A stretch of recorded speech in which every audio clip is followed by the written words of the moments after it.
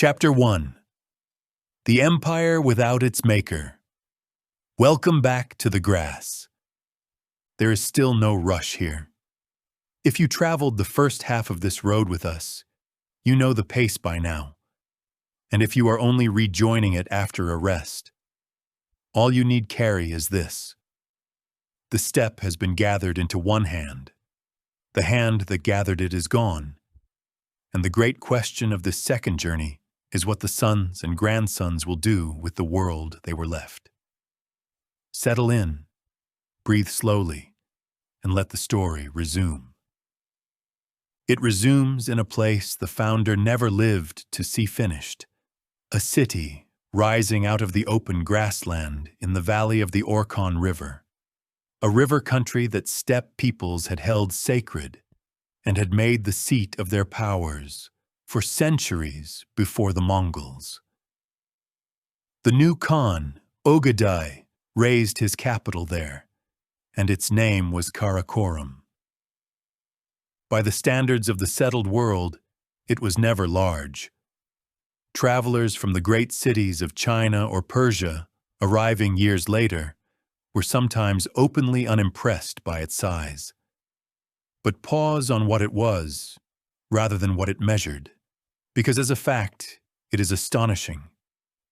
A nation of herders, a culture whose entire genius lay in movement, whose founder had lived and died in tents, deliberately building itself a fixed point. Walls, gates, warehouses, a mint, a palace, in the middle of the grass sea.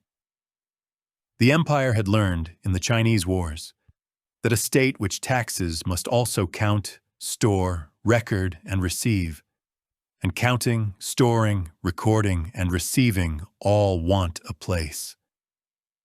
Karakorum was that place, less a city in the settled sense than the empire's anchor dropped into the steppe, and the empire came to it.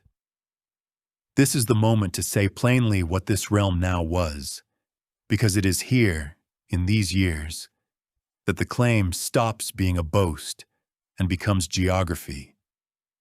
The dominion the founder left his sons, and which they at once began extending, would grow within a single generation into one of the largest contiguous land empires in the history of the world.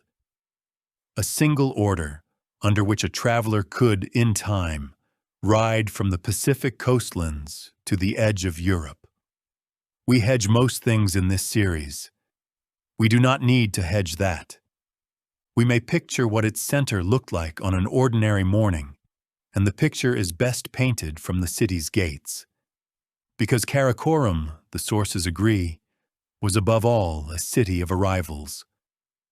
Dust on the southern road first, a caravan out of China, weeks on the way, silk and lacquer and tea, the camel bells carrying across the grass long before the camels themselves resolve out of the shimmer. On the western road, another, Persian and Central Asian merchants, glass and silver and dyestuffs, interpreters riding alongside. From the north, fur traders down from the forest peoples, bundles of sable and squirrel, and threading between the caravans, the empire's own bloodstream, yam riders coming through at the gallop with dispatches from frontiers months away, arriving daily from every direction, all year. Inside the gates, the streets sound like the whole continent talking at once. The sources describe the quarters of the city. Here the Chinese craftsmen, there the Muslim merchants, mosques in one street, Buddhist temples in another, and before long a Christian church as well. Captives and hired masters from a dozen conquered lands, all set to work building and adorning the Khan's capital. In the palace precinct stood the wonder that every foreign visitor wrote home about, a great silver tree made by a captured Parisian goldsmith, a French master craftsman carried off from the edge of Europe, building marvels in Mongolia. Let that fact stand a moment for the whole strange new shape of the world, a tree of silver with 4 spouts, from which at feasts 4 different drinks flowed: wine, mead, rice ale, and the arag of the steppe. The empire in one object, the drinks of 4 civilizations, pouring from a single stem. That was the theater. The machinery behind it is really this chapter's subject, and the machinery had a genius of its own. Ögedei is one of the more humanly drawn emperors in the sources, open-handed to a fault, famously willing to be argued with, self-aware about his own failings, which included, by his own recorded admission, the drink that would eventually kill him. But his reign's deep work was the least romantic and most consequential thing the empire ever did. It worked out how to be a government. The conquests had answered every question except the ones that now mattered. What does the empire do with a conquered province in the years after the army leaves? What is owed by whom, counted how, collected by whom, and where does it go? At the center of the answering stood a figure this series has been saving, and names now with pleasure, because few figures in this violent century may have saved more lives by argument alone. Yelu Chukai, a scholar official of Khitan descent, inherited from the wreck of the Jin court, tall, learned, incorruptible by every account, who served the founder and then became the young empire's chief architect of civil government. The sources preserve the argument that made him famous. Voices at court, step voices, thinking with perfect step logic, proposed after the Chinese wars that the North's farmland, being useless to horsemen, might simply be emptied and turned to pasture. Yelu Chukai answered with arithmetic: govern the farmers instead, tax the land, the trade, the salt, the wine, and the same country would yield silver and grain forever, a herd that never stopped giving milk.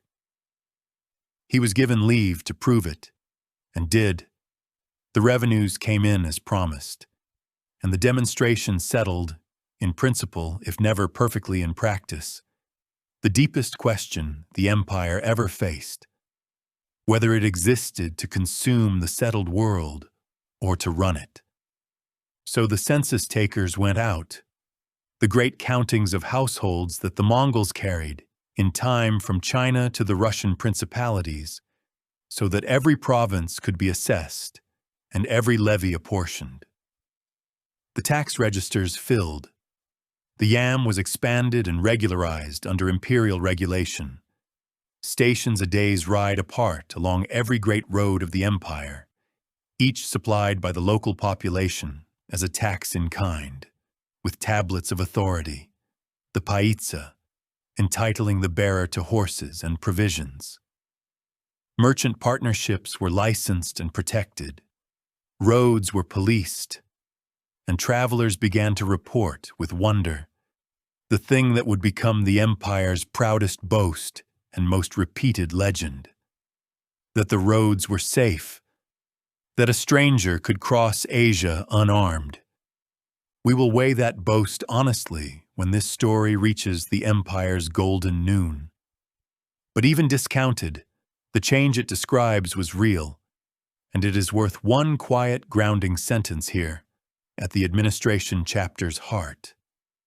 The same power that had unmade the caravan cities was now the caravan roads police. History rarely divides its gifts and its wounds between different hands. None of it, of course, ran on silver alone. In Mongol belief, all of it, the tribute flowing in, the riders flowing out, the Khan's very right to command it, remained what it had been on the white felt in 1206, heaven's grant, made visible.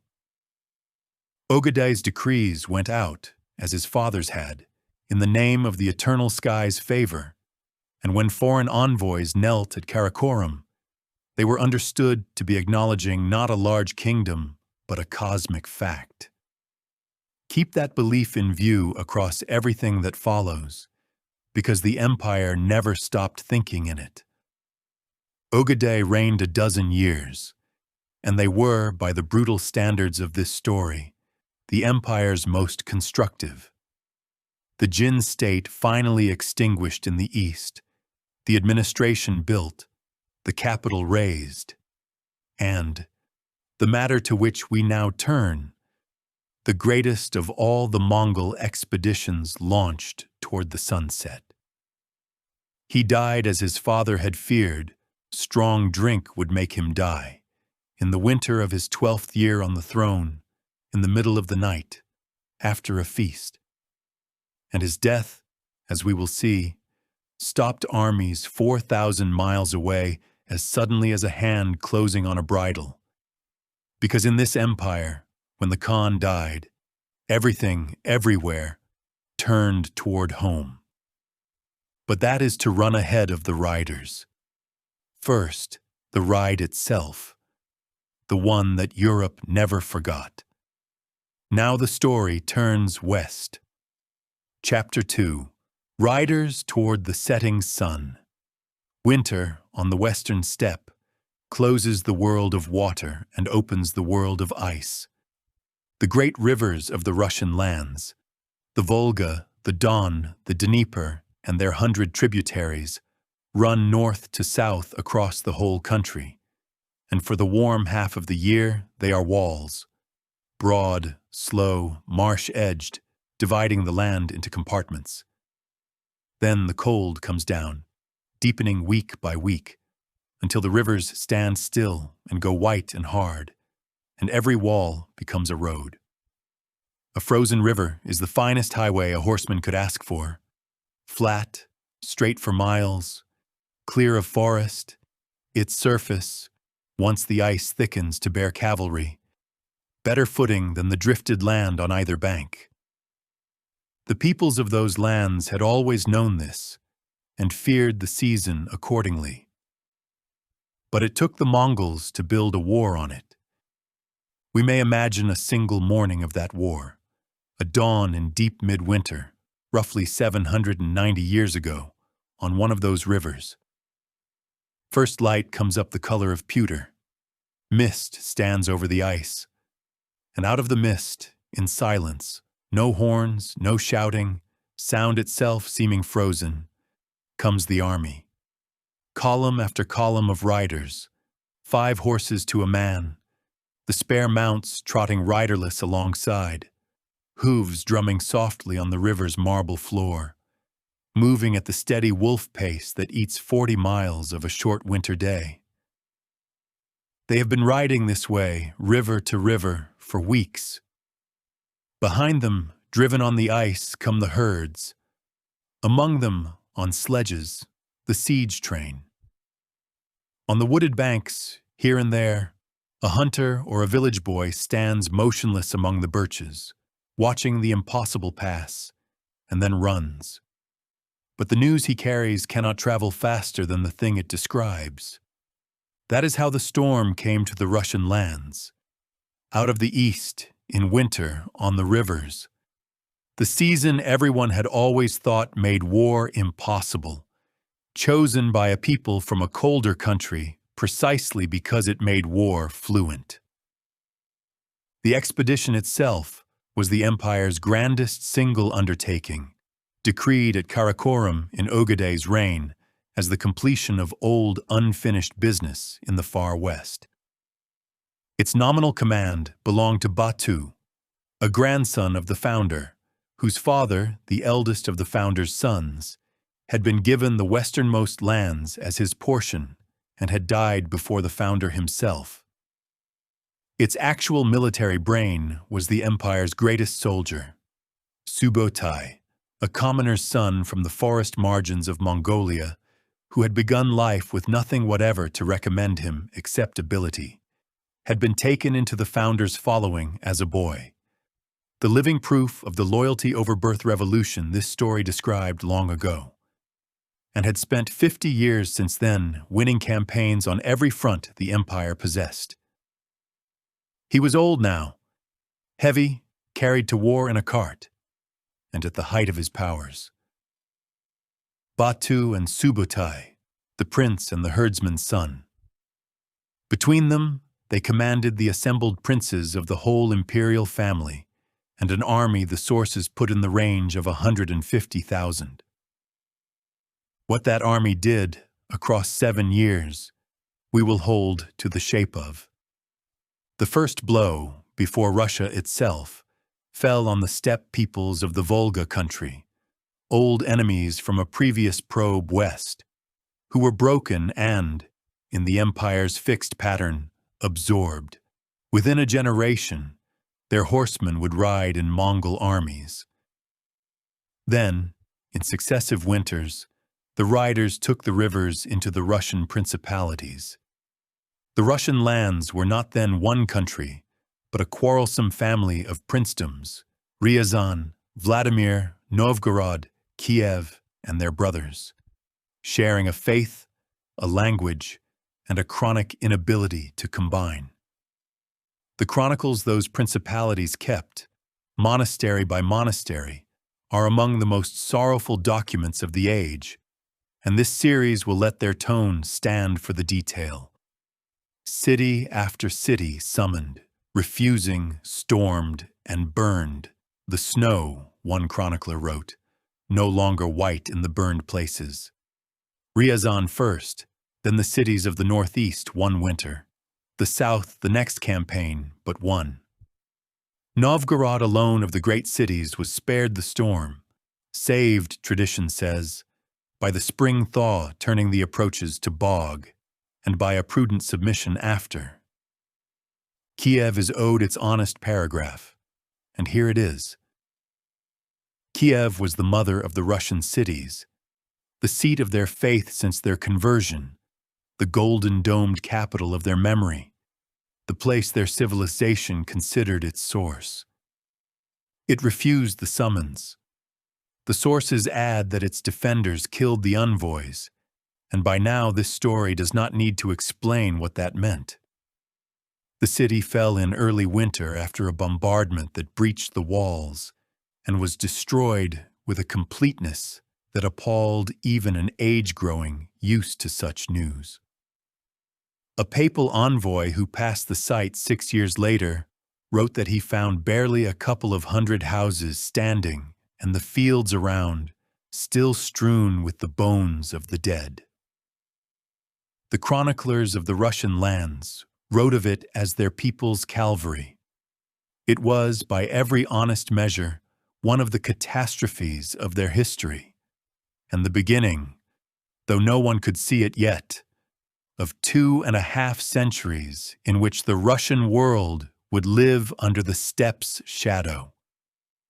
We set this stone down beside the others we have carried, and walk on. From the ruined south, the riders went on into Europe proper, dividing as they went.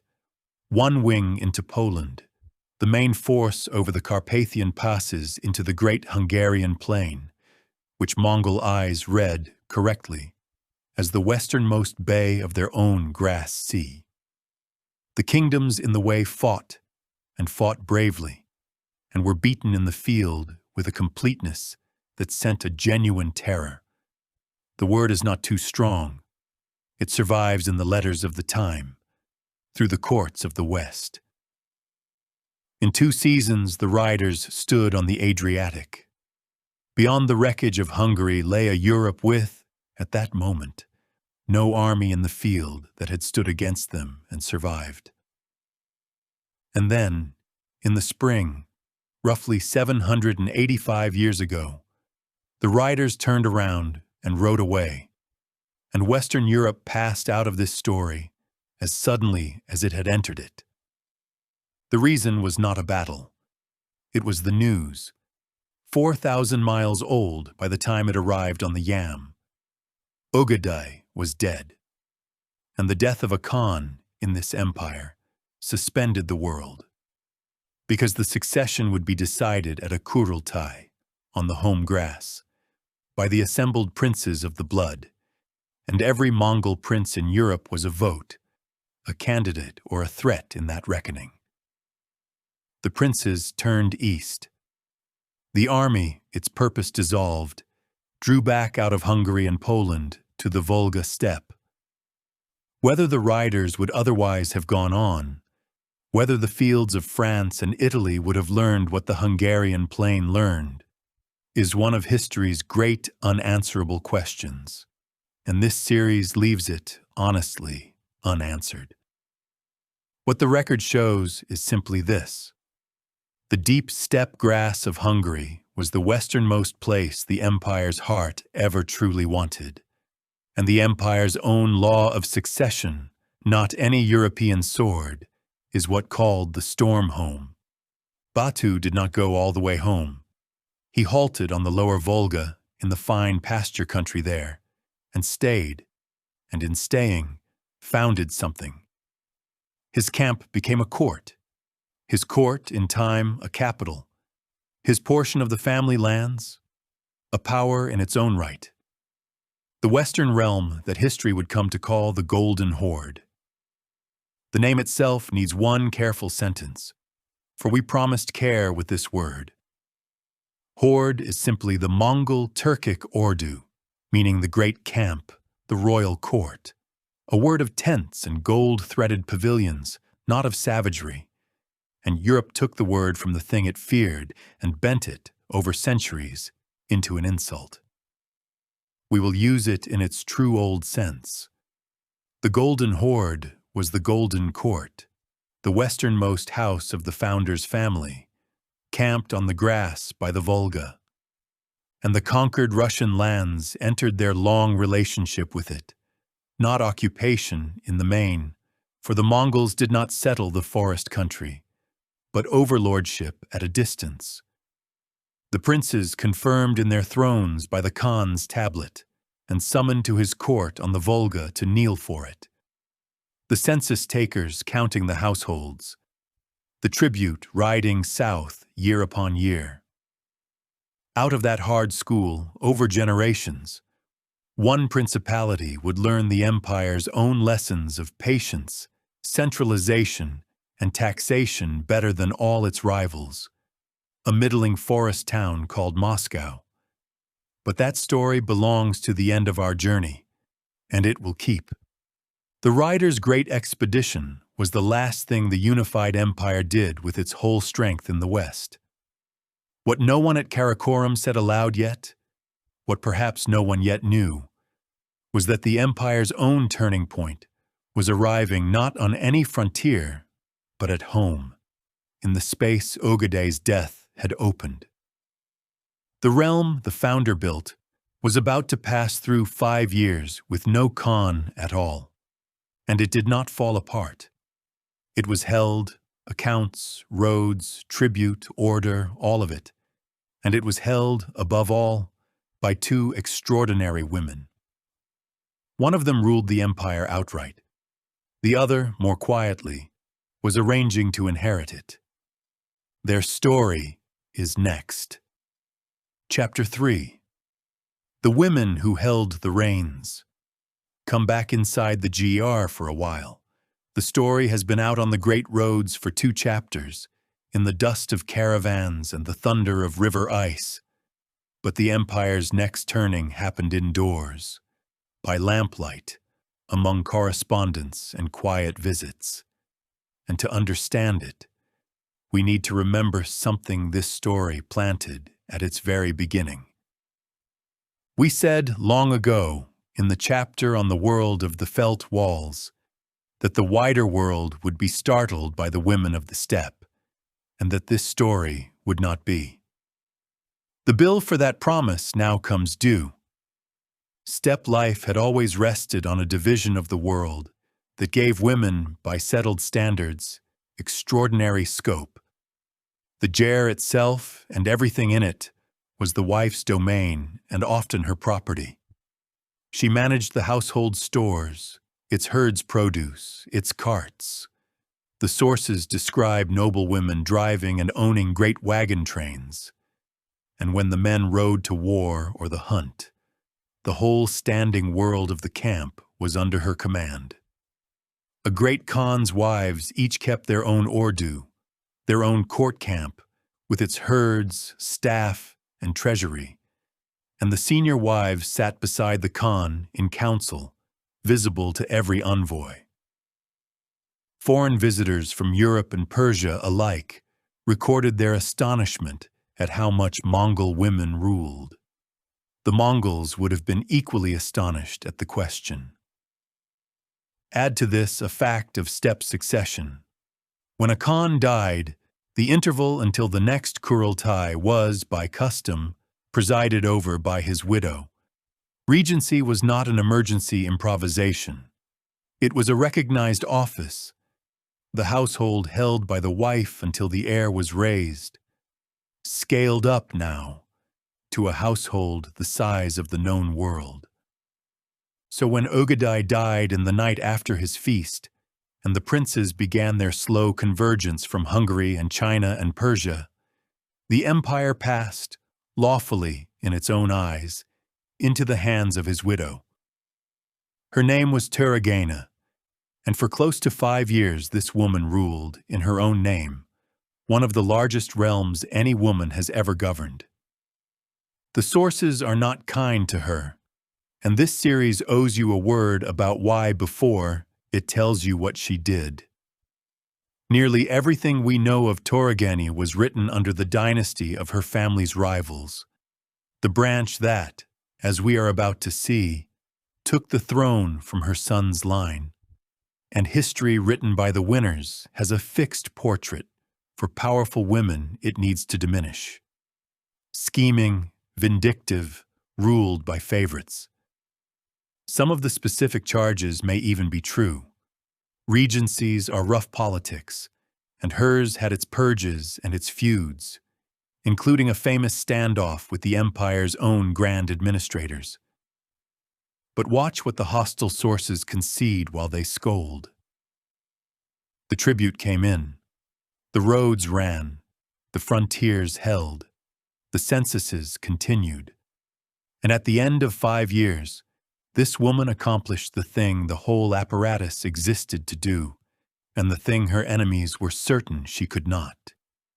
She assembled the princes of the whole world empire, from the Volga, from China, from Persia, at one Kurultai on the home grass, and had her son Guyuk raised on the white felt. A failed ruler does not deliver a peaceful world-spanning succession. Whatever else she was, Turagena governed, and the empire that historians sometimes describe as leaderless in these years was in fact led. It is only that its ruler kept her court in a jur, and her title was mother. Guyuk's reign was brief, 2 years in failing health, ended on a westward journey whose purpose remains one of the story's quiet mysteries, and his own widow took the regency in her turn, far less successfully, and with that, the throne of the world stood open again. And the founder's descendants faced the question that ruins empires. Which branch of the family now, and decided by whom? That the question did not ruin this one is the work of the second woman of this chapter, and this series has been looking forward to her since it first said her name in the outline of its promises, Sorgagtani Beki. Her position, on paper, was modest. Widow of the founder's youngest son, Tolui, keeper, by step custom of the youngest, of the original family homeland, mother of 4 sons, holder of appanage lands in North China. She was a Karaite by birth, a niece of old Togrul from the far beginning of our story, and a Christian of the Eastern Church that had taken root among several steppe peoples centuries before. A fact worth holding on to for what she did with it, which was, remarkably, almost nothing partisan. She endowed and protected mosques and madrasas, Buddhist establishments, Taoists and her own church alike, and taught her sons the same studied even-handedness, which would become, in their hands, imperial policy across half the world.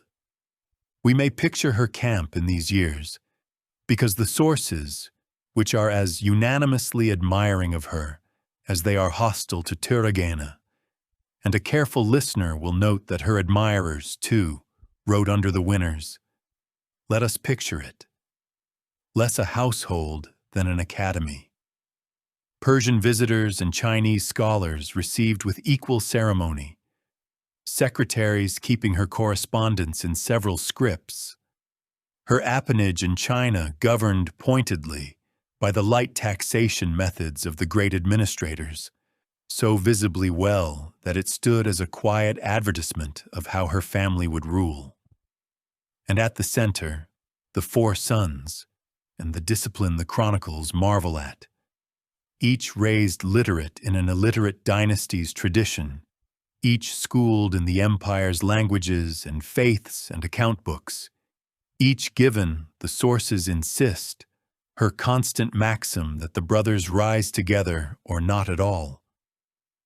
One would rule China, one would rule Persia, two would hold the imperial throne itself. There may be no other mother in the historical record with a resume of sons to match, and the chroniclers of three civilizations, Persian, Chinese, European, agree in a rare unanimity on where the credit lay. If this series has a single hinge figure hidden below the level of the Khans, she is it. Her masterstroke was patience itself.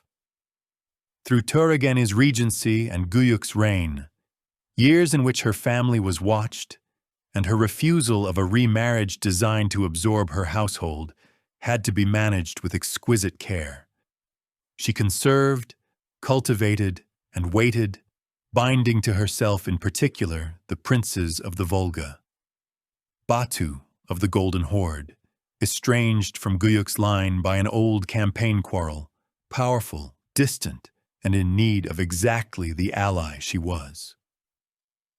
When the throne opened, the alliance moved. At a great assembly, the Volga wing convened, and a second on the home grass confirmed, over the bitter protest of the displaced branches. And this series will not pretend the maneuver was uncontested, for the losers called it a coup for the rest of the century.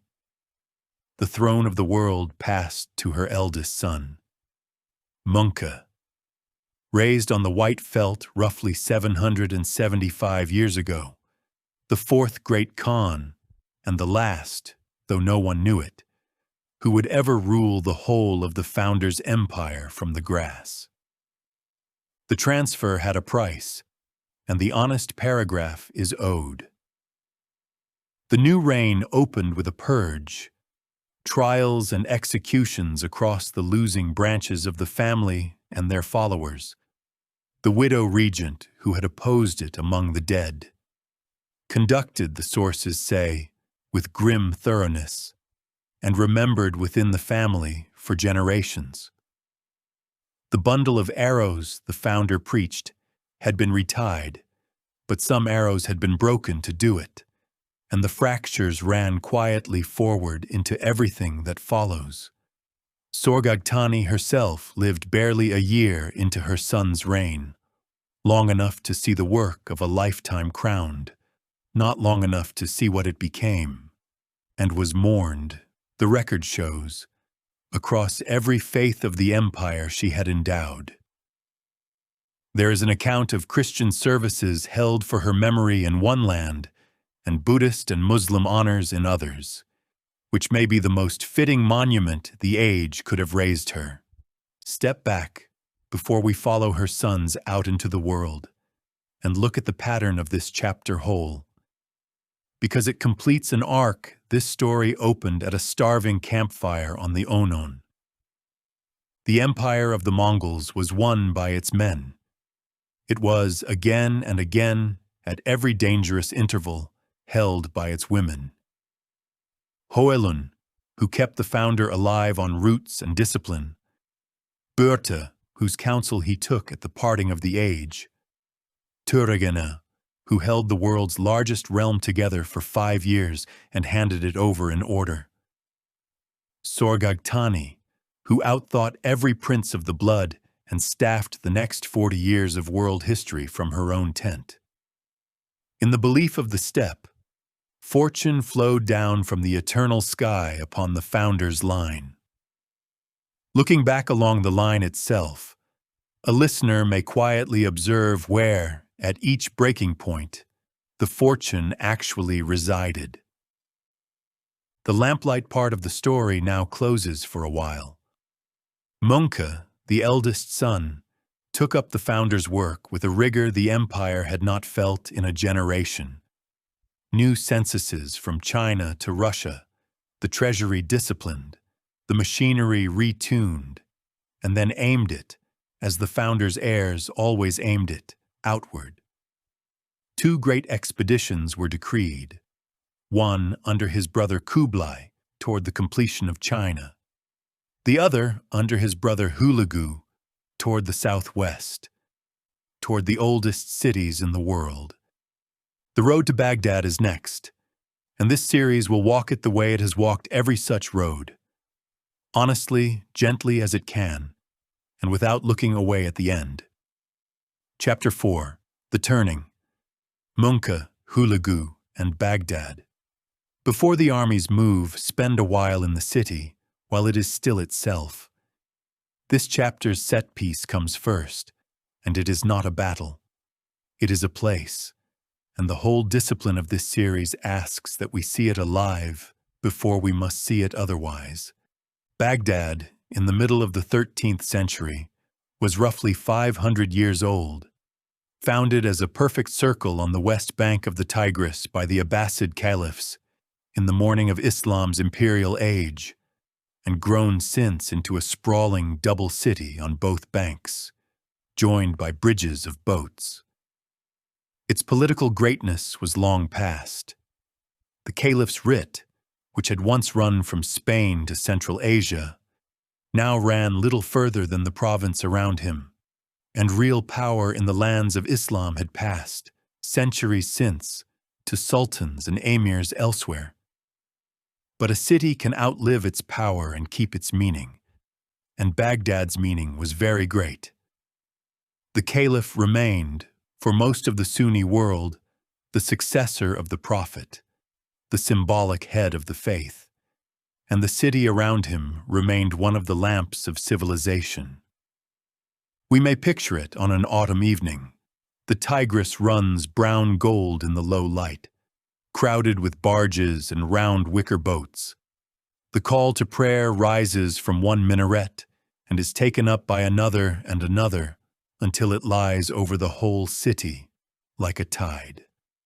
In the book markets, Baghdad had streets of booksellers when much of Europe counted volumes by the shelf.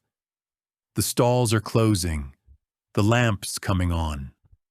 The city's libraries, private and princely, held books beyond any man's counting, and its copyists, binders, papermakers, astronomers, physicians, grammarians, and poets worked in a tradition of scholarship 5 centuries deep, drawing on Greek and Persian and Indian learning that Baghdad's own translators had, long before, carried into Arabic and thence, in time, to the world.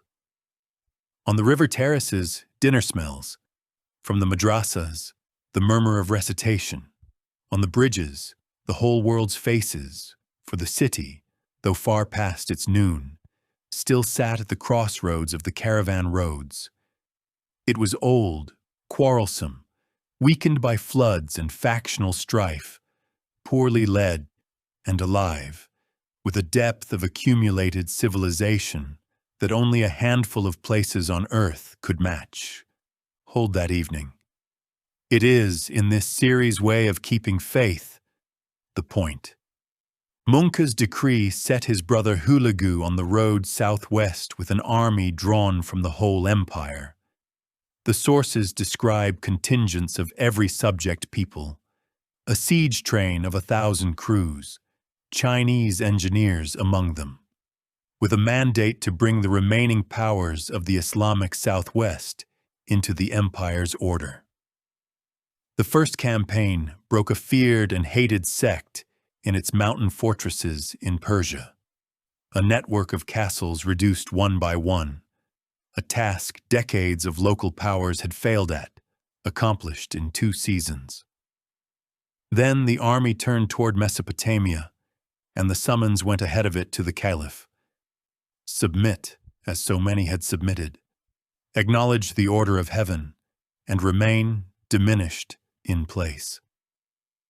Historians still weigh why the caliph refused. Pride, faith, factional paralysis at his court, honest disbelief that the storm was what it was.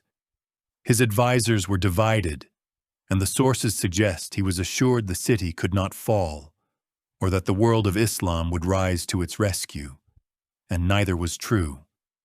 The refusal was, in the empire's fixed theology, the whole of the matter.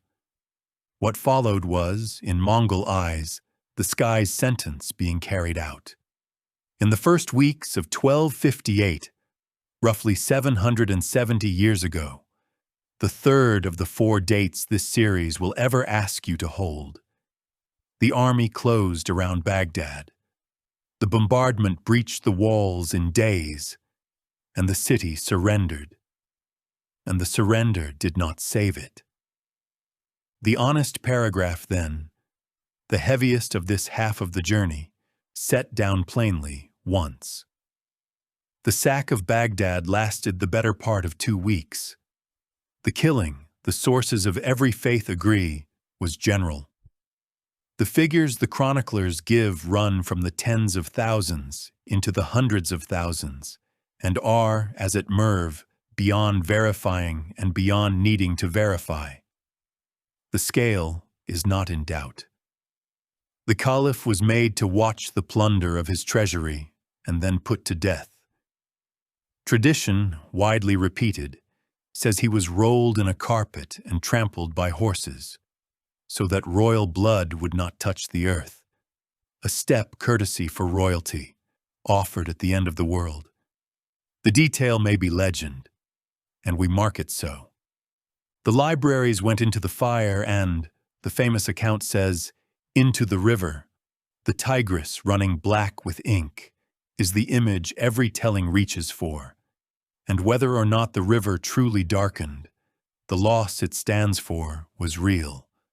A 5-century accumulation of the written mind of a civilization, scattered, burned, or drowned in a fortnight.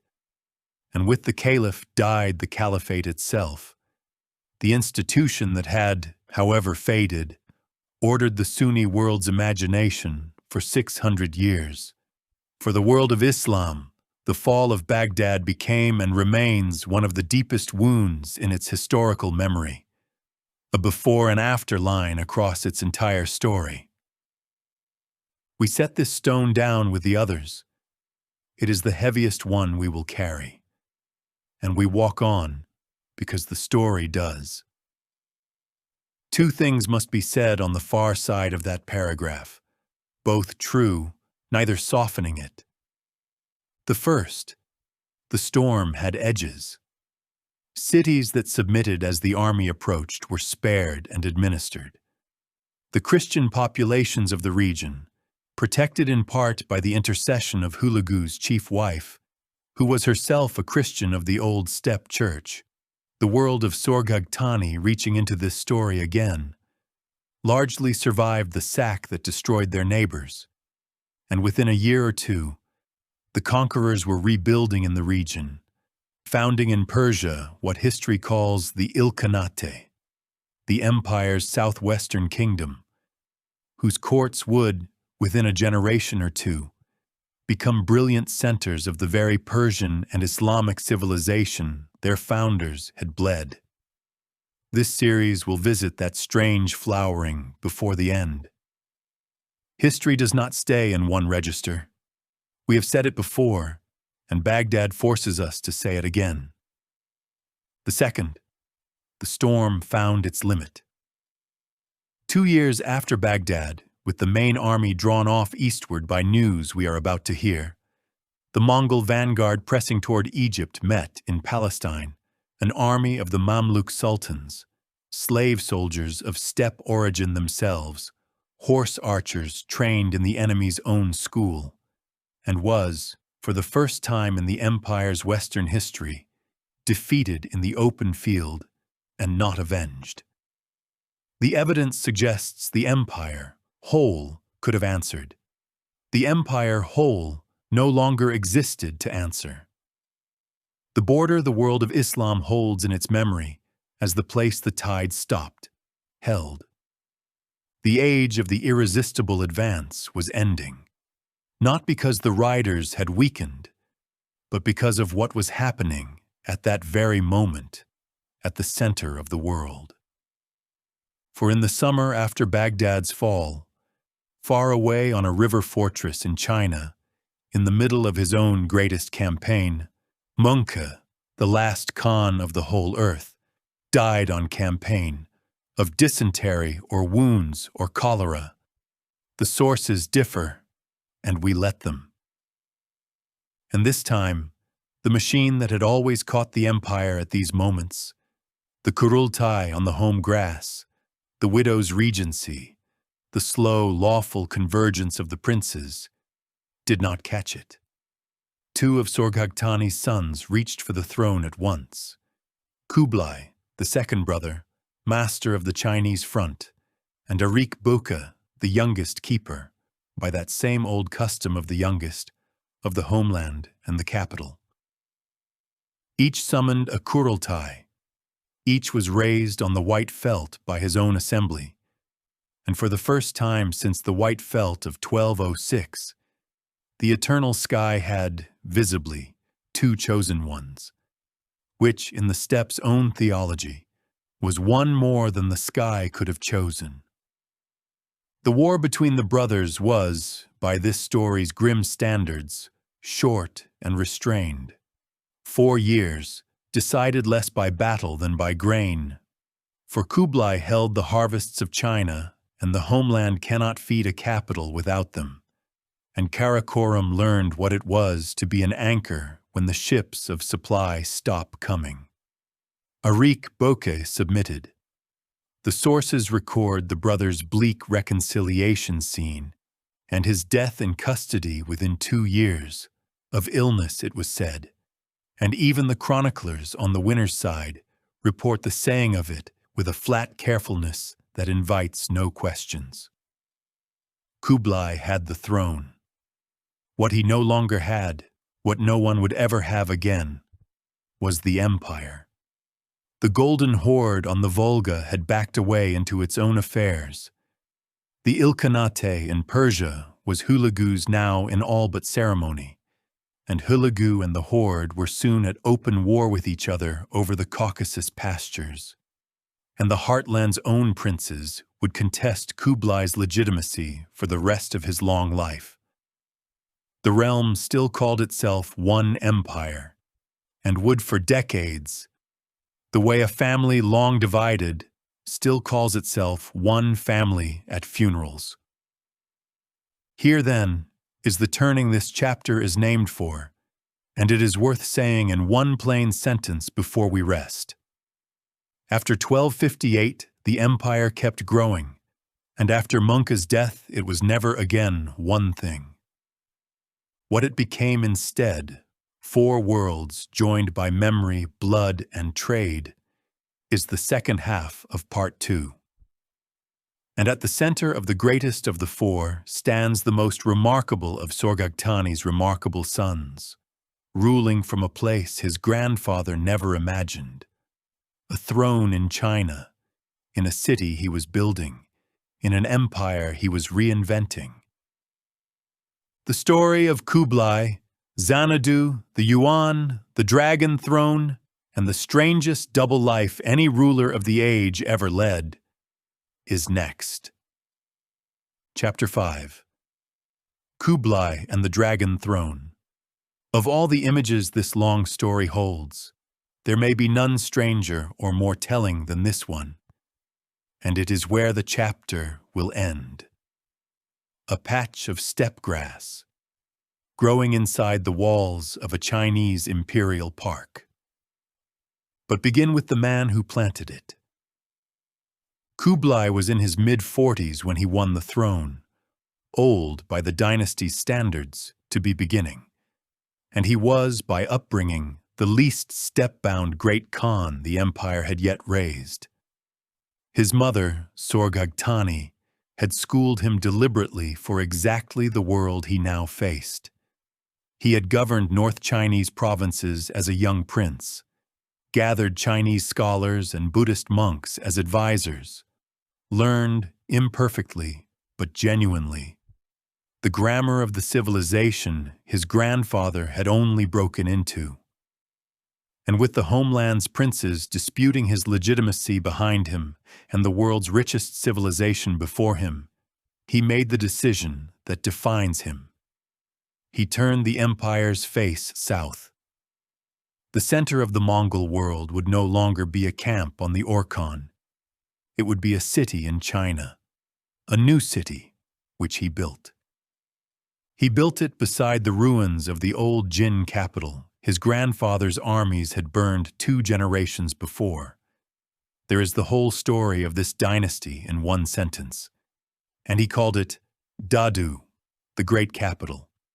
It rose through the 1260s and 1270s on a plan drawn from the oldest Chinese classics of city building, a vast walled rectangle aligned to the compass, gates in their canonical places, the palace precinct at the axis, broad straight avenues, a city designed, in its very geometry, to say that its master ruled by the norms of China's own sages.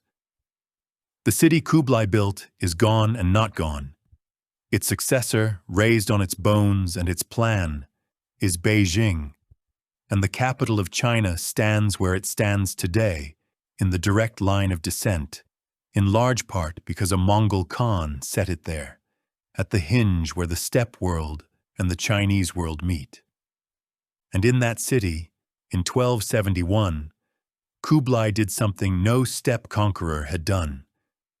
He did not merely rule China, he enrolled in it. By formal proclamation, drafted by his Chinese advisors, dense with citations from the classics, he founded a Chinese dynasty, taking for it a name from the oldest of the classic texts, Yuan, a word of beginnings, the primal origin. In the theology of China, as this series must now frame it, heaven, their own heaven, watching from above the emperors, granted its mandate to the worthy and stripped it from the failing. Every dynasty had risen and fallen on that wheel for 2,000 years, and Kublai's proclamation claimed, in effect, that the wheel had turned again and that the mandate now rested on the house of Chinggis Khan. Listen to what has happened here, because it is one of the quietest and largest turnings of the whole journey. The family that ruled by the grant of Tengri, the eternal blue sky of the steppe, was now claiming, in a second sacred language, the grant of the Chinese heaven as well. 2 skies, 2 theologies, 1 throne, and Kublai stood at the point where they met, insisting, to 2 civilizations at once, that they had both been talking about him all along.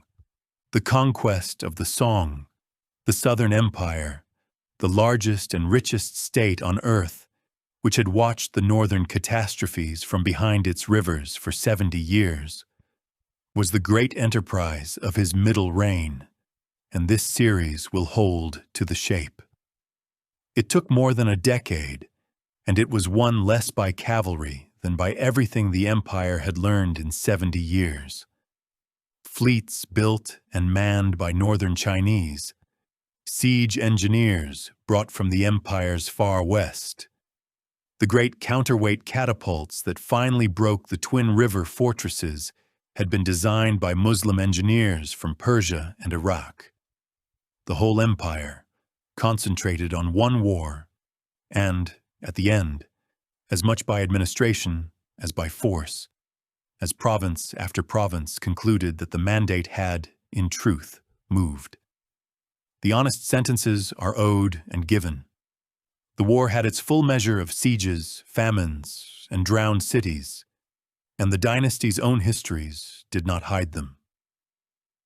But it must also be recorded that Kublai's armies were under orders, more often kept than not, that would have astonished Khorasan. The wholesale massacres of the grandfather's age were largely absent. The great cities of the south passed into the new order substantially intact.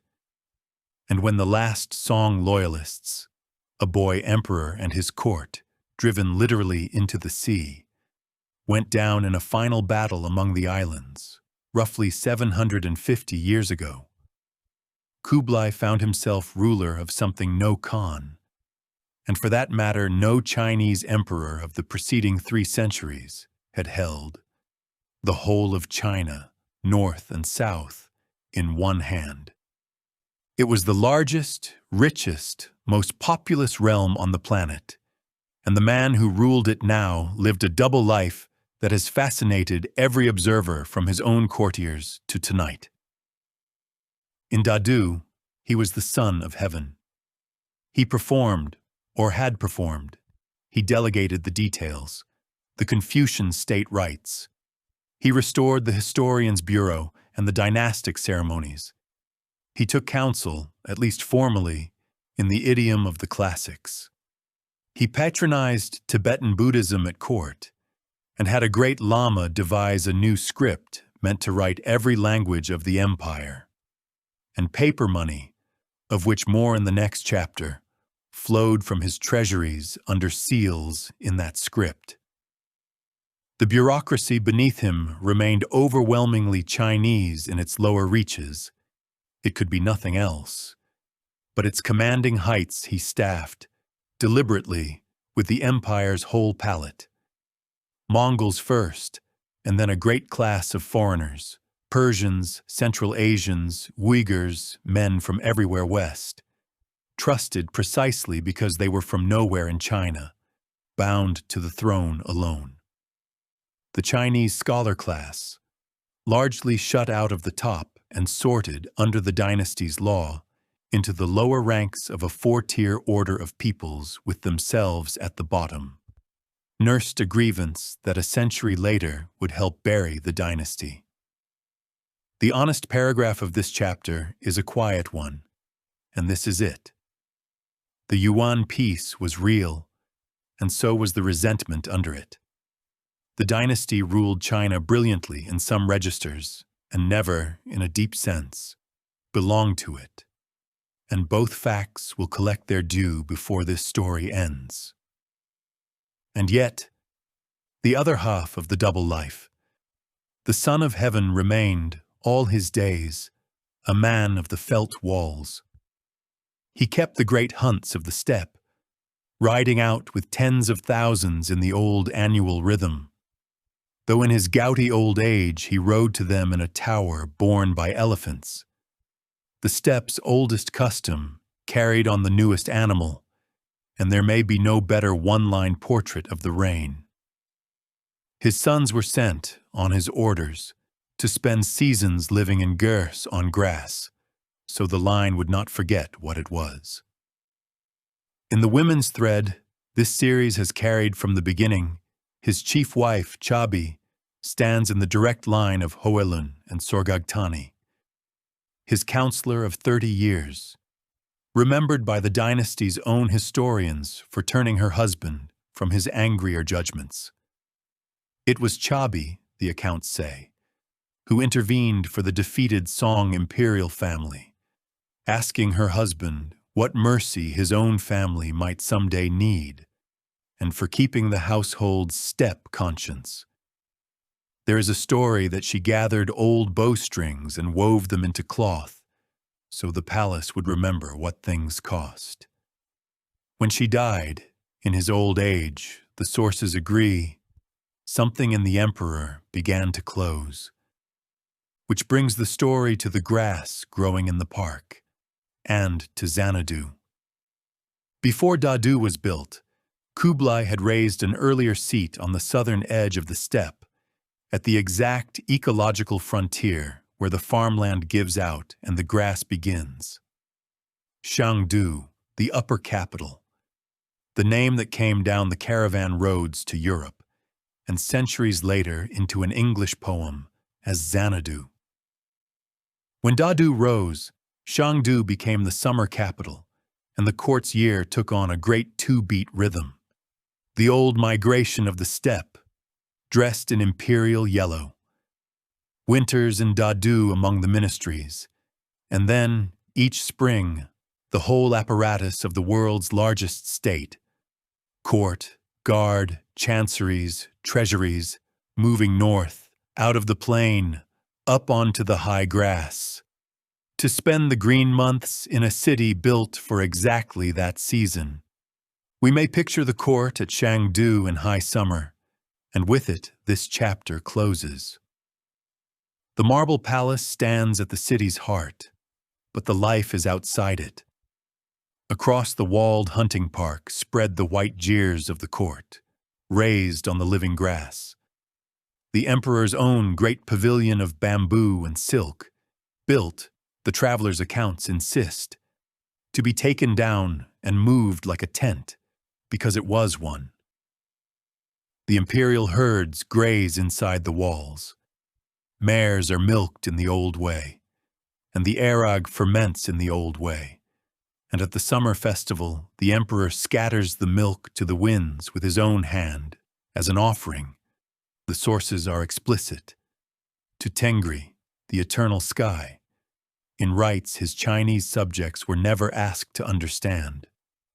On grass his grandfather could have read like a book, sown and tended inside a Chinese imperial park, precisely so that the family of Chinggis Khan, masters now of palaces beyond counting, would keep beneath their feet the one thing the whole story grew from. The old campfire world of the steppe had become a world empire. Here, on the watered lawns of Xanadu, is where it kept the campfire. Hold the image.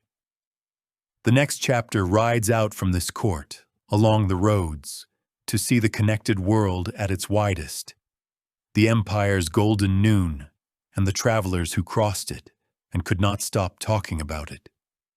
Among them, arriving at this very summer palace, a young man from Venice. Chapter 6. The Roads Between Worlds.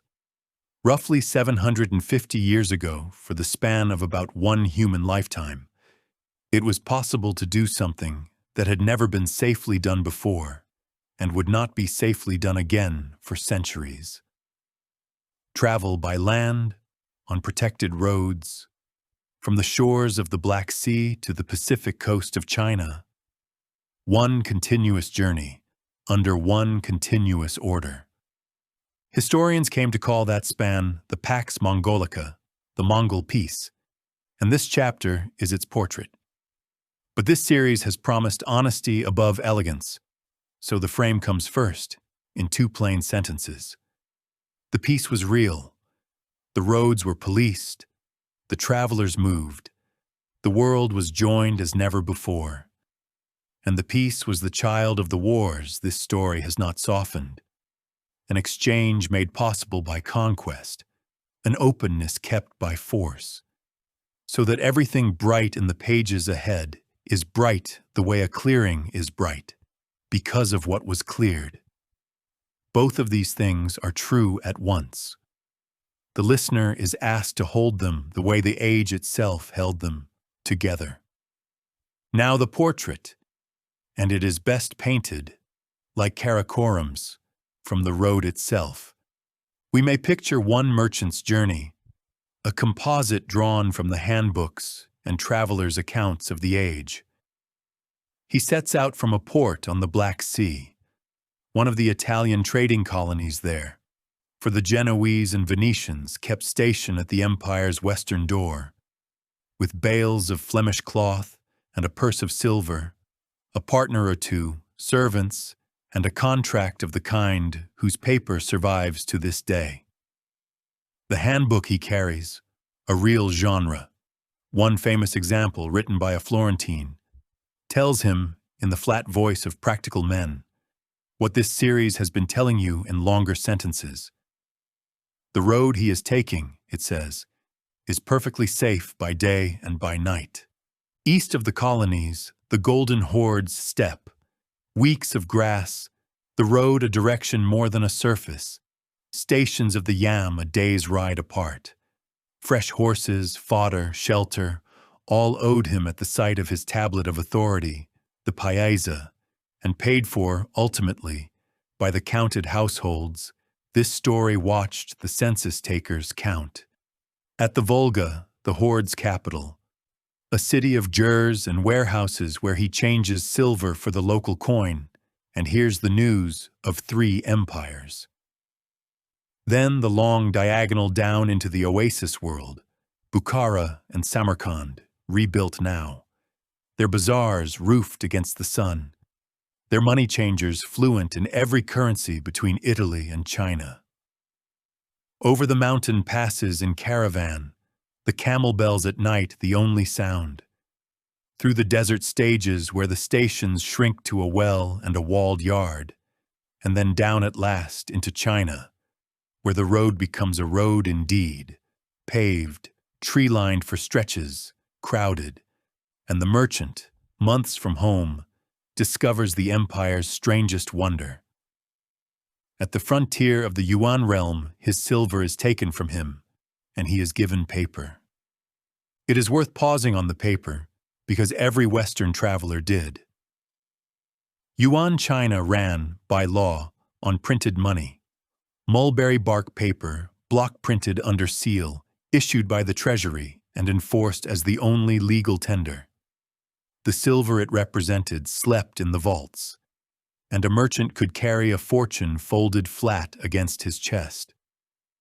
The traveler's accounts describe it with the tone men use for sorcery, and one of them made it famous across Europe.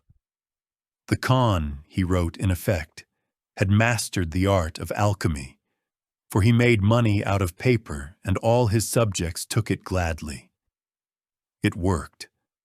For a long lifetime it worked, until decades after this chapter's noon, the dynasty's successors printed their way into ruin, and the paper taught its other lesson.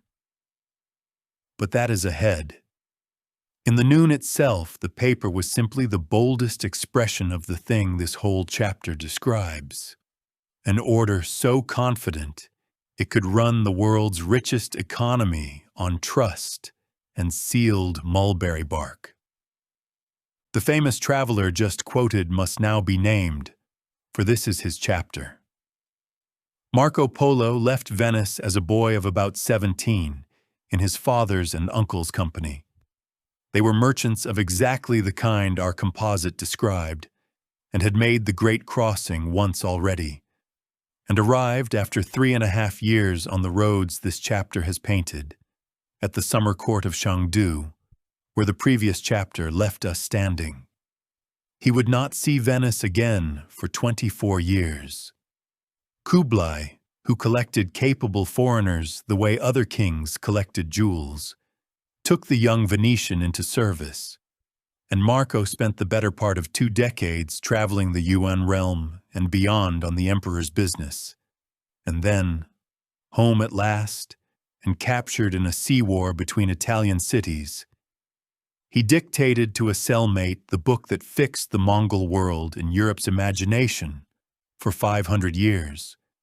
The cities and the canals, the paper money, the black stones that burn, coal, which Europe barely knew, the post roads and their riders, the wealth beyond counting.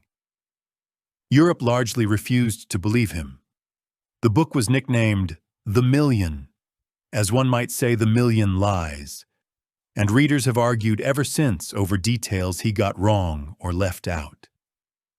But the historian's verdict, weighing his account against the Persian and Chinese records he could never have seen, is that the great shape of what he described was true. And the deepest truth in the book is not any single wonder, but the fact that the journey itself was possible.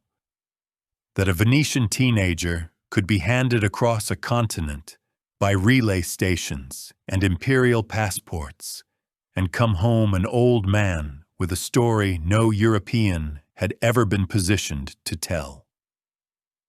And here this series can add the reflection the age itself offers in the person Europe never heard of. For in the very years Marco was riding east in Kublai's service, a monk born near Dadu, Rabban Sauma, a Christian of the old Eastern Church that this story has met in the steppes Queens, set out west on pilgrimage and was sent onward by the Ilkhan of Persia as an ambassador to the kings of Europe. He saw Constantinople and Naples. He met the King of England and the King of France. He celebrated his Eastern rite before the Pope in Rome, and he wrote it all down with the same wide-eyed care Marco spent on the East.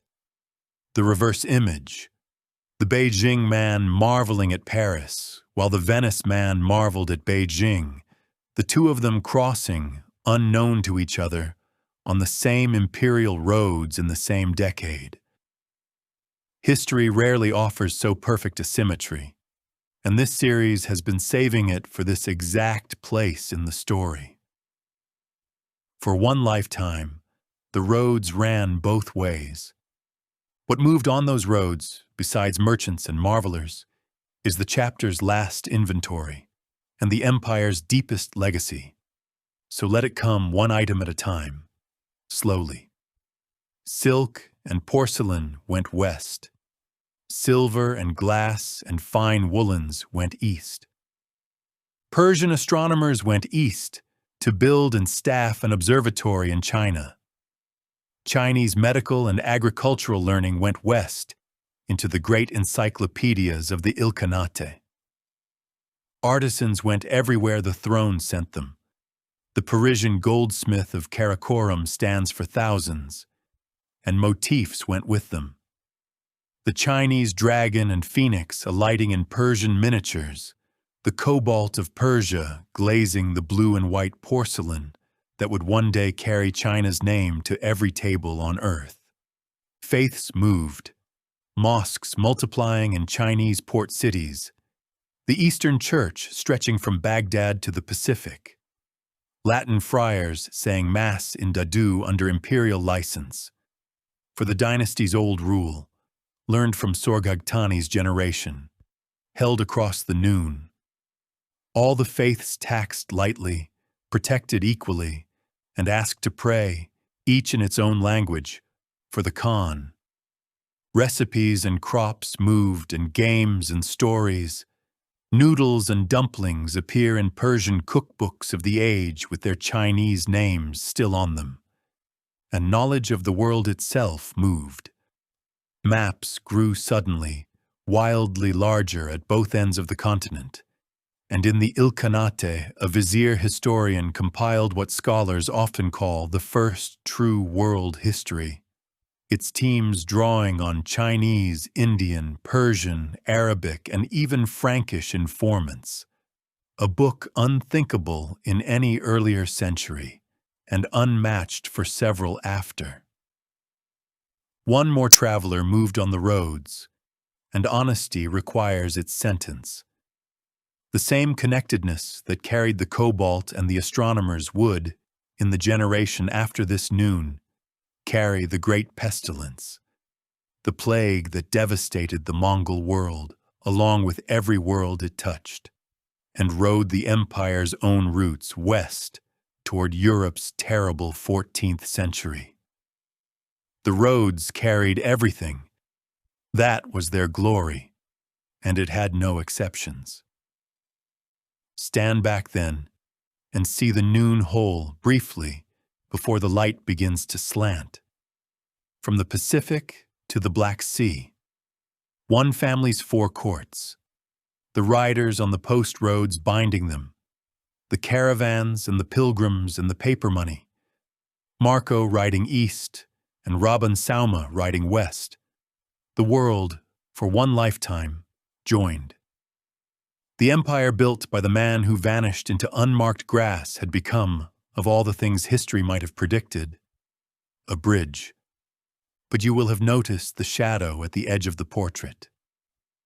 4 courts, we said, not one.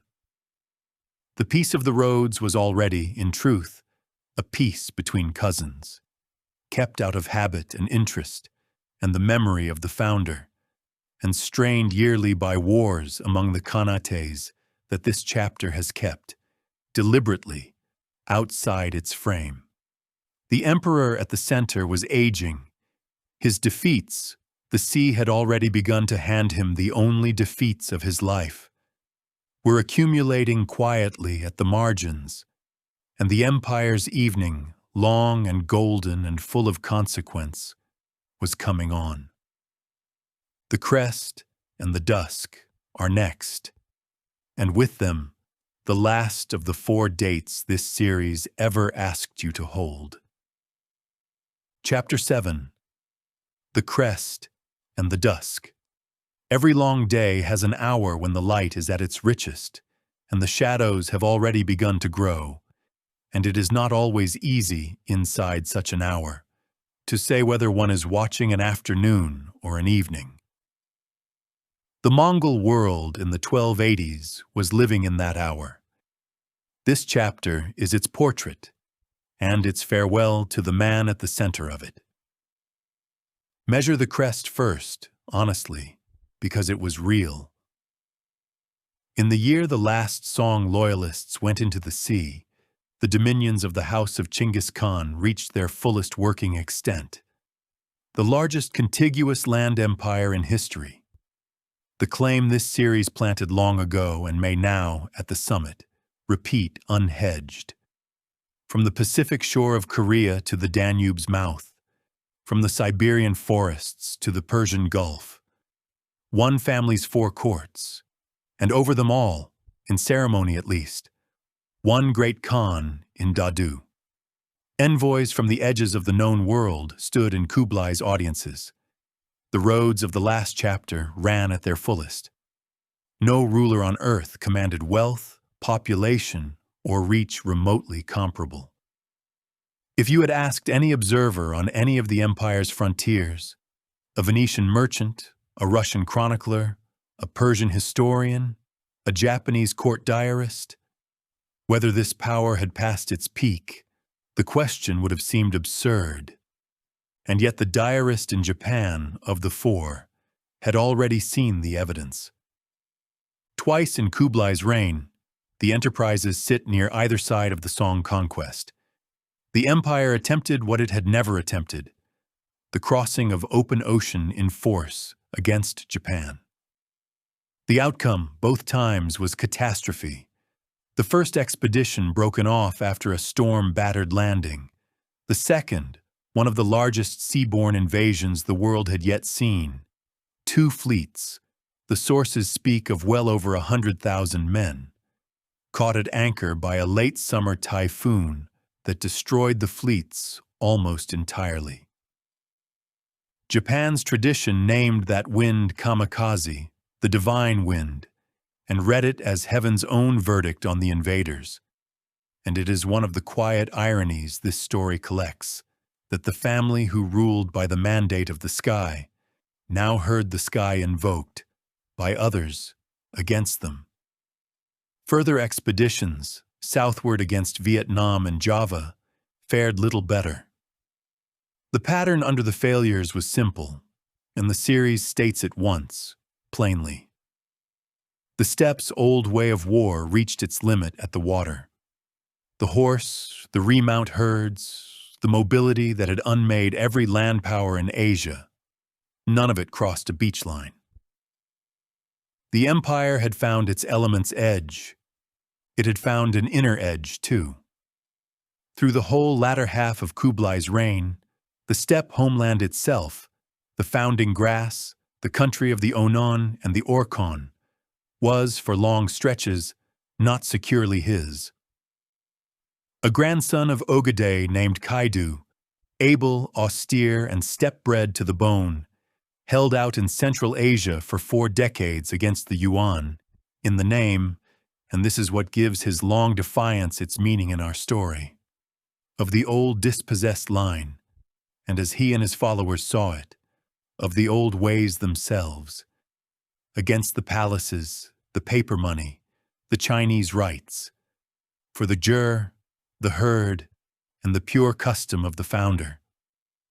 The war between them flared and banked and flared across the whole of Kublai's reign and beyond it, and though it never seriously threatened Dadu, it meant something that every court in the family understood. The emperor of the Mongol world could not ride safely in the country the Mongol world came from. The empire's center of gravity and its birthplace had come apart, and Kaidu's rebellion was, at bottom, the steppe's protest against everything this part of our story has described. Against that world, the sea saying no at one edge, the grass saying no at the other, the cousin Khanates at the Volga and in Persia running their own wars and their own successions with barely a ceremonial glance toward Dadu, set the man himself in his last decade, because the dusk of this chapter is finally his. The losses came in file, as they come for the old. Chabi died, the counselor of 30 years, the bowstring weaver, the voice this story heard interceding for the defeated. The dynasty's historians mark her death as the reign's inward turning point, and the sources say plainly that the emperor was never the same. A few years later died the son she and Kublai had shaped together for the succession, the heir groomed for decades in exactly the double literacy, steppe and Chinese, the dynasty's future required. Something in the reign's careful architecture buckled then and was patched rather than rebuilt. The succession was settled, in the end, on a grandson. And the emperor, past 70 now, gout-ridden, grown very heavy, increasingly withdrawn from audiences, ate and drank, the sources say, against his grief. The historians of his own court record it with a gentleness that does not hide it. And the great annual rhythms of the reign, the hunts, the progresses to Shangdu, contracted year by year toward the palace at Dadu. We may picture him there, one winter evening near the end, and the sources give us every element of the scene even if they never assemble it for us. The Son of Heaven, master of the largest realm in human history, sits in a hall his own architects raised, in a city he built, at the axis of an empire of paper and rites. He is old and unwell, and most of the people he loved are dead. And out in the palace grounds, in the winter dark, stand the jurs, for they stood there through the whole dynasty, the felt tents among the marble halls, kept for the family's own use. And the accounts say the emperors of this line were drawn, all their generations, to sleep and to take counsel and to be born in them, inside walls of felt, beside fires, in the oldest architecture their blood knew, an old man in a palace, keeping a tent. If the whole of this journey were to be pressed into a single image, the series might choose that one. He died in Dadu in the early weeks of 1294, roughly 730 years ago, the fourth calendar date of this series, and the last. He was 78 and had reigned 34 years, longer than any Khan before him, and his body was carried, this the sources record with care, not to any tomb of the dynasty he founded, no mausoleum in the Chinese manner, but north, out of China, up onto the grass, to the secret burial country of his house in the old homeland, where his grandfather lay. Whatever else the dragon throne had made of the family, its dead still went home to the steppe. He rests there now, unfound, like the founder, the two greatest rulers of their age, the one who built the empire and the one who transformed it, lying in the same unmarked grass under the same sky. And with his death, This series arrives at the moment it promised you at the very beginning of the journey, the emotional summit of the whole story, and it asks you now to keep the promise with it. Come back to the plain by the Onon. It is spring there again. It has been spring there some 890 times since the morning we stood on this grass and watched the white tide of Gers fill the valley, the banners, the assembly of a whole world of tents, and a man in his 40s raised toward the eternal sky on a sheet of white felt while the steppe took a new name. We said then, we will stand on this plain again, at the end, and ask what became of what was raised here. Stand then and ask, what became of it? This became of it. The boy who starved on this river conquered more of the earth than anyone before him, and his grandson ruled it from a golden city, and between them, for one long human lifetime, the world was joined. The roads ran, the queens governed, the paper money passed. The Venetian rode east, and the monk of Dadu rode west. And every court from Paris to Kyoto arranged its politics around the family whose banner stood on this grass. That is the answer's bright half, and no honest telling can dim it. And this also became of it. The one household did not remain one household. The founder's own law of the Kurultai, meant to bind the family, became the seam along which it tore. The brothers' war chose an emperor, but lost an empire. And the four courts, Yuan in China, the Ilkhanate in Persia, the Golden Horde on the Volga, the Chagatai realm on the old Middle Grass, were, by the night Kublai died, four sovereign worlds, joined by memory, blood, and trade, and by nothing else. No Kurultai of the whole family ever gathered again. The title of Great Khan passed on among Kublai's heirs in Dadu, and the cousin courts acknowledged it, the way distant relations acknowledge the head of a family at funerals, sincerely, ceremonially, and without obedience. So the plain's answer, in the end, is the one the steppe itself might have given all along, and it can be said in a single quiet sentence. One household could win the world. No household could remain one household while holding it. The empire, as one thing, ends here. Not in a battle, not in a fall, but in an old man's death in a winter palace, and a funeral cart going north onto the grass. What history calls the Mongol Empire will not appear again in this story as a single living power.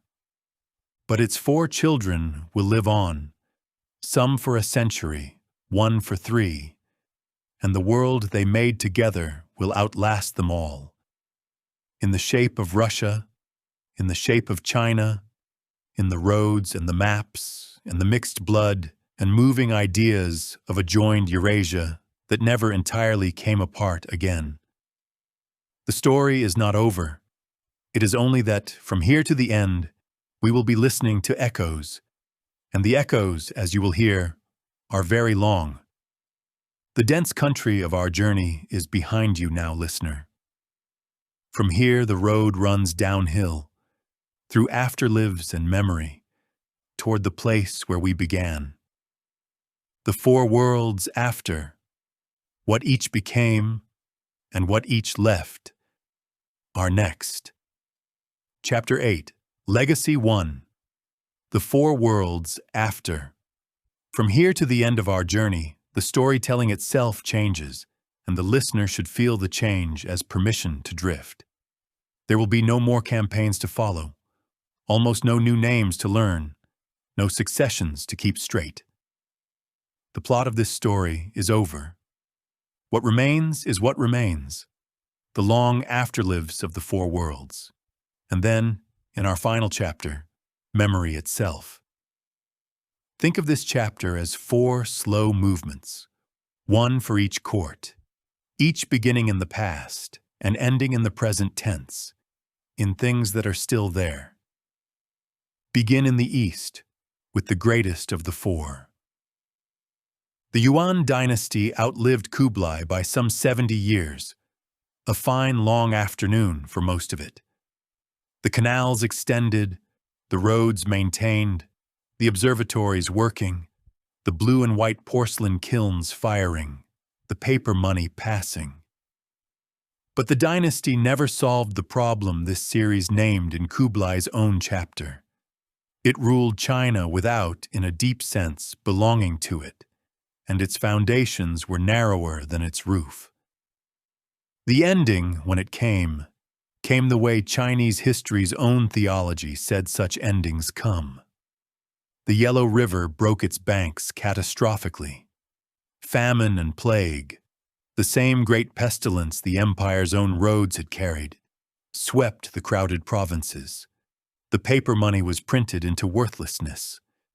And in the reading of the age, framed as the age framed it, these were the signs of a mandate withdrawing. Rebellion rose out of the ruined river country, and a leader emerged from the very bottom of the four-tier order the dynasty had built.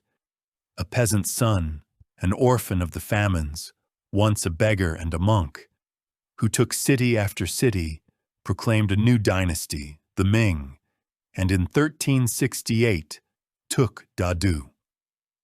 And here is the detail this series has chosen to keep from all that year's noise, because it is the true end of an era pretending to be an escape. The last Yuan emperor did not die on his throne. He gathered his court and rode north, out of the walls his great-great-grandfather had raised, up through the passes, onto the grass, back to the steppe where the dynasty's dead had always gone, and where its living now followed. The Mongols of the east went home. On the steppe their khans persisted for centuries, feuding and enduring in the old way, still calling themselves the Yuan for generations, as if the empire were a title one could carry in a saddlebag. And in a sense they were right to, for the homeland never stopped being what the founder made it. The Mongols remained a people. They are a nation on the map today. And the grass they return to is the grass this story began on. What the Yuan left in China did not ride north with them. It stayed. The capital stayed. Beijing is Beijing in large part because Kublai set it there. And the Ming, having taken it, kept it, and every Chinese government since has ruled from the Mongol Khan's chosen ground. The Union stayed. The Yuan had welded North and South China back into one realm after centuries apart. And one realm, through every dynasty since, it has remained, along with the vast western and southwestern reach the Mongol map gave it. The instruments stayed. The provinces the Yuan drew still underlie China's map. The Grand Canal the Yuan rebuilt still carries water and barges. The Mongols ruled China for a century. China has lived inside borders and a capital of Mongol making for more than 7.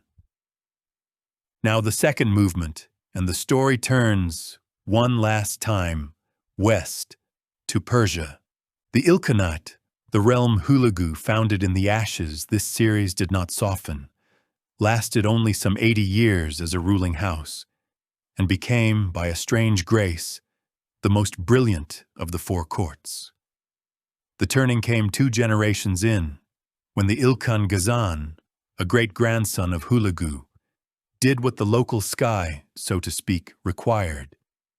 He became a Muslim, and his court and armies with him, and the dynasty of the Caliphate's destroyers passed into the faith of the people it ruled. What followed was a golden age compressed into a few decades. The tax system rebuilt, and the countryside revived. A new capital whose domes travelers ranked with any on earth. And above all, the great flowering this series glimpsed once already from the roads. The vizier historian and his world history. the Chinese motifs pooling into Persian painting, the observatory on its hill, the poets. Persian miniature painting, one of the glories of world art in the centuries after, grows directly out of that Mongol-era fusion. The dragons and phoenixes and cloud bands of China live in Persian manuscripts to this day. The dynasty itself ended almost gently by this story's standards. The line simply failed, heirless, and the realm dissolved into successor houses without a single great catastrophe to mark the date. But its afterlife was immense, for the Ilkhanate had written the grammar, Persian high culture, steppe military power, Islamic legitimacy, all in one court, that every great empire of the region for the next 500 years would write in. The conquerors and dynasties that rose after it, down to the Safavids who made modern Iran and the Mughals who ruled India, were all, in their different ways, its students. And in the lands it ruined and then adorned, both memories persist, side by side, to this day. Which is, by now, a sentence this series trusts you to recognize as this whole story's signature. The third movement belongs to the longest-lived of the four, the Golden Horde, the Golden Court on the Volga. It endured, in one form or another, for well over 2 centuries, longer than the Yuan, longer than the Ilkhanate, a vast steppe realm that also turned in time to Islam, grew rich on the northern trade, and gradually changed tongue. The Mongol ruling minority dissolving into the Turkic-speaking majority of their own horde, so that the realm's people came to be called, and to call themselves, Tatars. An old name from the very first chapters of our story, carried west, and given a new life it carries still. And through those 2 centuries, the horde kept the arrangement this series described long ago with the Russian lands. The princes riding south for their tablets of investiture, the tribute riding after, the census and the post roads, the yam laid across the forest country. Inside that arrangement, something was learning. The princes of Moscow, the middling forest town this series planted long ago, made themselves, generation after generation, the horde's best pupils, its most reliable tribute collectors, gathering the other principalities' payments, and with them, the other principalities, its licensees in the centralizing arts of census, taxation, and command. When the horde began to fragment in its 3rd century, succession wars, plague on the trade roads, a terrifying passage at the hands of a conqueror we will meet in one moment. Moscow's princes, grown strong in its school, simply stopped kneeling. The overlordship ended, tradition says, in a confrontation on a river where the 2 armies watched each other and the hordes turned away, an ending so quiet it is disputed. And within living memory of that day, Moscow's ruler was calling himself Tsar. The successor states of the horde, the Khanates of Kazan, of Astrakhan, of Crimea, were absorbed one by one over the following centuries by the Russia that had grown up inside the horde's own system. The last of them, in Crimea, endured under distant protection into the age of newspapers. Historians argue to this day, it is one of the great standing arguments of Russian history, over how much of the Tsar's state was steppe inheritance and how much homegrown. This series takes no side and only observes what no side disputes, that Russia became Russia, centralized, continental, facing both Europe and Asia, inside the horde's long shadow, and that the largest country on the map today has among its deep ancestors the Golden Court on the Volga. The Tatars, for their part, are there still, millions strong on the Volga where the horde camped. Kazan stands today a thriving city of minarets and Kremlin walls together. The old arrangement turned at last into neighbors. The fourth movement is the shortest, and it belongs to the old Middle Grass, the Chagatai realm, and to the afterlife of the afterlife. The Chagatai Khanate, holding the ancient center, the oasis roads, the high passes, the step between the worlds, was always the poorest in cities and records of the four, and its history is the choppiest.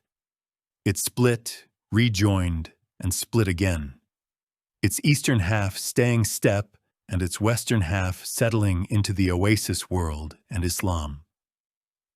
Its importance to the end of our story is what rose out of it. In its western cities, a century after Kublai's death, there emerged from the minor Turco-Mongol nobility a soldier of genius, Timur, whom the West came to call Tamerlane, who was not of the founder's blood and never took the title Khan, ruling instead through puppet Khans of the true line and by marriage into it, so careful was the world, a century and a half on, of the house of Chinggis, and who built, with terrifying speed and a cruelty the sources do not let anyone soften, a second empire across the middle of the old one, wrecking in the process. It is one of history's bleak ironies. More of the surviving Mongol order, the horde cities and roads above all, than any of the empire's enemies ever had. His empire barely outlived him. His monuments, the turquoise domes of Samarkand, still stand. And his descendants, pushed from the Middle Lands generations later, rode south over the mountains into India and founded there the empire that called itself, after the family's remembered origin, Mughal, the very word a form of Mongol, which ruled most of the subcontinent for centuries, built the Taj Mahal, and carried the bloodline of the steppe, mingled and transformed, into the age of photographs. When the British deposed the last Mughal emperor within the memory of people whose grandchildren are alive now, they were retiring the final working fragment of the world this story has told. 4 movements then, and the pattern under all 4, offered in this chapter's one grounding breath. The conquerors dissolved, the connections held. The dynasties fell in a century or 3. The reunified China, the reshaped Russia, the Persian synthesis, the joined and mapped and mingled Eurasia, those never came apart. Empires of the grass, it turns out, are like rain on the grass. The storm passes, and what it watered stays. There remains only one piece of the inheritance unaccounted for, the strangest and most durable piece of all. Not a state, not a road, not a dynasty, a memory. A man dead 8 centuries, whose grave no one has ever found, who is a demon in one civilization's telling and a father in another's, and whose name is spoken somewhere on earth every single day. The memory of the Khan and the end of our long road is next. Chapter 9. Legacy 2. The memory of the Khan, so we come to the last fire of the journey. There is no more history to tell, in the marching sense. The last of it went north with a funeral cart and dissolved, movement by movement, through the chapter before this one. What is left is the question that has been riding quietly beside us the whole way. What does the world do with such a story? How is a man like this remembered? And what can actually be known of him under the remembering? Begin with the strangest fact in this whole strange history. We have the Mongols' own book. It should not exist. Steppe empires, as this story said at its very beginning, kept their libraries in people. They rise, they fall, and their own voice vanishes with them, leaving their story to be written by the settled peoples they frightened, which is why nearly every nomad nation in history comes down to us as a portrait by its enemies. The Mongols escaped that fate more fully than almost any steppe empire before them. Within a generation of the founder's death, someone at the heart of the ruling family, we do not know who, the book does not say, set down in Mongolian the whole story of the rise, the ancestors, the abandonment on the Onon, the roots and the fish, the stolen bride, the sworn brother, the white felt, all of it, the very scenes this series told you in its early chapters, which survive because of this one book and no other. It is called The Secret History of the Mongols. Secret because it was kept for the dynasty, not for the world. And its own survival is a story worth one slow breath. The Mongolian original was lost. What endured was a Chinese-era transcription. The Mongol sounds spelled out painstakingly in Chinese characters, copied as a language textbook of all things, sleeping in Chinese archives for 5 centuries until scholars found it, recognized it, and coaxed the old steppe voice back out of the borrowed script. Everything this series told you about a starving widow feeding her sons on roots reached you across 800 years by that single thread. It is, by common consent, the first monument of Mongolian literature, and among the great books of the medieval world, and the people it was written for have it still. And because we have their book, and their enemies' books, and the archaeology, we can say honestly what is known and not known. So let this series keep its oldest promise one final time, and mark the line. Known, beyond serious dispute in its broad outline, the boy, the abandonment, the rise, the unification, the assembly of 1206, the conquests and their terrible cost, the law and the roads and the tolerance, the succession of the heirs, the 4 worlds and their long afterlives, the spine of everything you have heard. Not known and never likely to be. The year of his birth, argued over by a decade's width. His face, the famous portrait, the calm old man in the white robe, was painted at Kublai's court decades after his death, by someone who never saw him, an official image of an ancestor, not a likeness. The manner of his death, which this series left in its honest mist. The words of the Bukhara sermon and the deathbed parables, which are memory shaped into scripture, and the grave. Above all, the grave. They looked over the centuries, travelers, adventurers, and in recent times expeditions with satellites and ground radar have mapped the sacred mountain in the old homeland where tradition says he lies. Nothing certain has ever been found, and it is fair to say that many Mongolians hope nothing ever is. The mountain is protected ground, as it was in the beginning, and the not finding has become itself a kind of monument. The world's most powerful man, still keeping the steppe's oldest discretion. Every pharaoh in this storyteller's previous journey built against forgetting in stone and was robbed. The Khan built nothing, told no one, and is intact. As for the name over the unfound grave, the world, as this series promised at the start, has never agreed on it, and never will.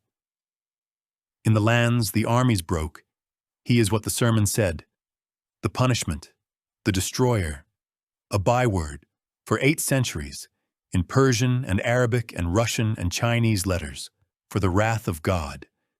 And this series, which stood in Khorasan and in Baghdad and in Kiev and did not look away, will not now call that memory unjust. And on the steppe, and in the country that bears the Mongol name today, He is the father, the orphan who bound the arrows, the lawgiver, the founder whose face is on the money and the mountainside, whose name blesses the airport travelers land at, toward whose remembered standard the nation, when it regained its full freedom within living memory, turned as one. Both rememberings are true to what their keepers lived. This story has carried them side by side across 6 hours, and it sets them down now, side by side, unreconciled, because that is how the world actually holds them. And this series promised you the world as it is. And with that, the telling is done. And if you are still awake, listener, and even if you are only half so, come with me one last time. It is the oldest courtesy of the long road.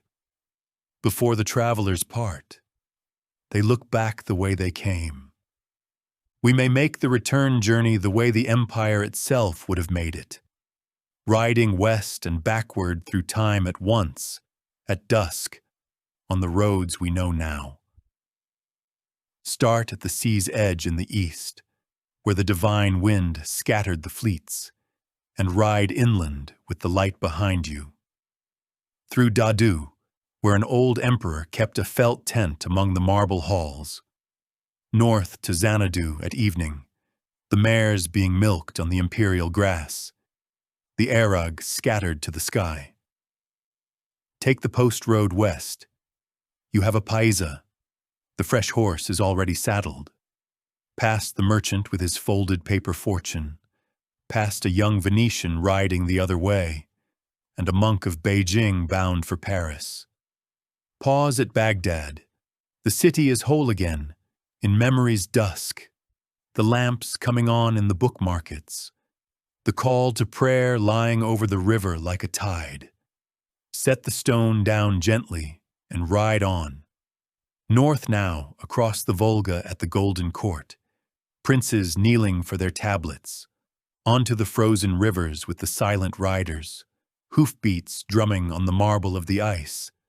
Then east and east and east, the long way home across the whole width of the grass, past Karakorum, the silver tree pouring its 4 drinks for ghosts, until the hills of the Onon rise ahead in the last light, and the journey folds itself small. A great assembly on a spring plain, a man raised to the sky on white felt. Before that, 2 young men swearing brotherhood by a fire that could not hold them both. Before that, a boy in a wooden collar slipping into a dark river, and a stranger's family risking everything to free him. And before all of it, first of all of it, a widow on this riverbank with a sharpened stick and her children's hunger, keeping one small fire alive in a dark the size of the world. Every empire in this story came out of that fire. It has been, from the first chapter, the smallest and the strongest thing in it. And now the images you have carried the whole way can be set down, one by one, the way a camp is quieted for the night. The gyre and its fire, the round felt world, the hearth at the center, the home that moved from the widow's patched tent to the pavilions of Xanadu, and that stands on the steppe tonight, this very night, in its tens of thousands, doors south, fires lit, unchanged. The horse, the small, shaggy, unkillable engine of everything, the foal on its absurd legs in a spring dawn, the remount herds on the frozen rivers, the relay rider herd before he is seen, grazing tonight in herds on the same grass, under riders whose children still learn the saddle as they learn to walk. The grass sea itself, the element of the whole story, road and pasture and empire and grave, that fed the rise, carried the roads, took back the dead, and grew over every capital built upon it.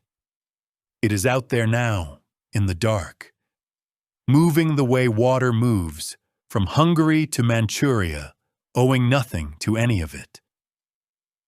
And the sky, the eternal blue sky, that the herders prayed beneath and the Khans claimed the world by, that watched the whole of it, the oaths and the burnings, the roads and the graves, and is over the steppe at this moment, and over Beijing and Moscow and Tehran and Kiev, and over you, listener, wherever you have made your camp tonight.